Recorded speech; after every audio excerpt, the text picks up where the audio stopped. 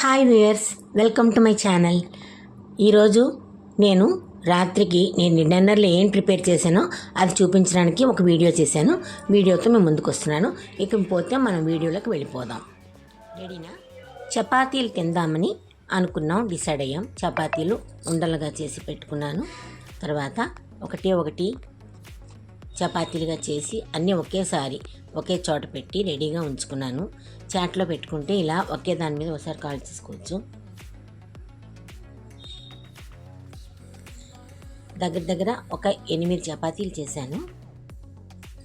చూసారుగా, చపాతీలన్నీ నేను ఒక దగ్గర పెట్టి రెడీగా చేసి పెట్టుకున్నాను.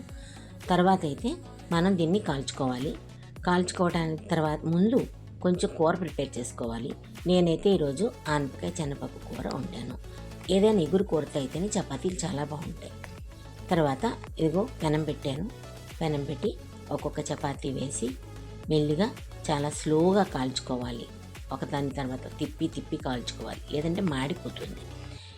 అన్ని పక్కల సమంగా కాలితేనే చపాతీ చాలా మెత్తగా వస్తుంది. లేకపోతే గట్టిగా అయిపోయి లేకపోతే మాడిపోయి ఇలా అయిపోతుంది. చక్కగా సన్న సెక్క మీద చక్కగా వేపుకోవాలి. ఇదిగో కాల్చిన తర్వాత నూనె వేసి కాల్చిన తర్వాత ఈ రంగులో ఇలా ఉండాలి చపాతీ. ఇలా ఉంటే రుచిగా ఉంటుంది.